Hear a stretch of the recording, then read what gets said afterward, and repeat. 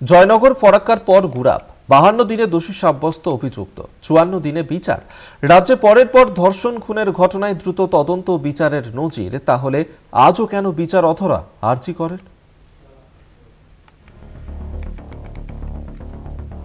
গুড়াপে নাবালিকা ধর্ষণ ও খুনের ঘটনায় অভিযুক্তকে দোষী সাব্যস্ত করল চুঁচুড়ার পক্সো আদালত।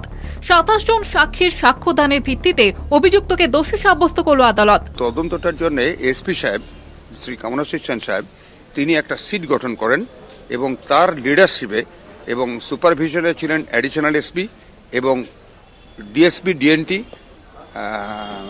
বক্সি সাহেব, এবং তারা সবাই মিলে একটা সুন্দর তদন্ত করেছে। এবং আমি এতদিন ধরে এত মামলা করেছি, আপনারা জানেন পুলিশের এত নিশ্চিদ্র তদন্ত এবং এত দ্রুত তদন্ত আমি এই প্রথম পেয়েছি। গত 24শে নভেম্বর নাবালিকাকে ধর্ষণ ও খুন করা হয়। অভিযুক্ত প্রতিবেশীকে গ্রেপ্তার করে পুলিশ, গঠিত হয় সিট। এরপর পুলিশ, আইনজীবী এবং বিচার ব্যবস্থার তৎপরতায় মাত্র 52 দিনের মধ্যে দোষী সাব্যস্ত অভিযুক্ত। এটাই বোধহয় যতদূর আমার মনে পড়ছে এই নতুন যে আইনটা হয়েছে বিএনএসএ, তাতে এটাই ভারতবর্ষের দ্রুততম বিচার পর্ব শেষ হলো। আমাদের যে মহামান্য আদালত পক্সো কোর্টের চন্দ্রপ্রভাত চক্রবর্তী, তিনি অসাধারণ দক্ষতার সঙ্গে এই মামলাটা নিপুণভাবে খুব তাড়াতাড়ি বিচার পর্ব শেষ করেছেন। আজকে আসামিকে দোষী সাব্যস্ত করা হয়েছে এবং আগামী 17 তারিখে তার সাজা ঘোষণা হবে। ঘটনায় 13 দিনের মাথায় চার্জশিট দেওয়া হয়।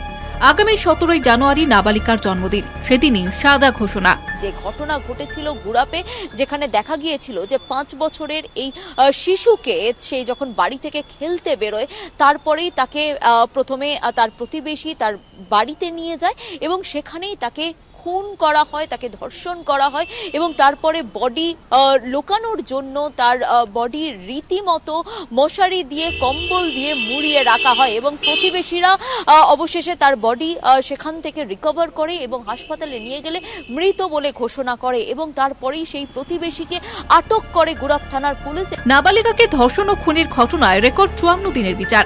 এর আগে জয়নগর মামলায় 62 দিনে ও ফারাক্কা মামলায় 59 দিনে বিচার হয়, যার জেরে প্রশ্ন উঠতে শুরু করেছে আরজিকর কাণ্ড নিয়ে। রাজ্য পুলিশের তদন্ত এবং বিচার প্রক্রিয়ায় 2 মাসেরও কম সময়ে পরের পর ঘটনায় বিচার মিলেছে। তবে কেন্দ্রীয় তদন্তকারী সংস্থার অধীনে থাকা আরজিকরে কেন অধরা বিচার? কলকাতা টিভি।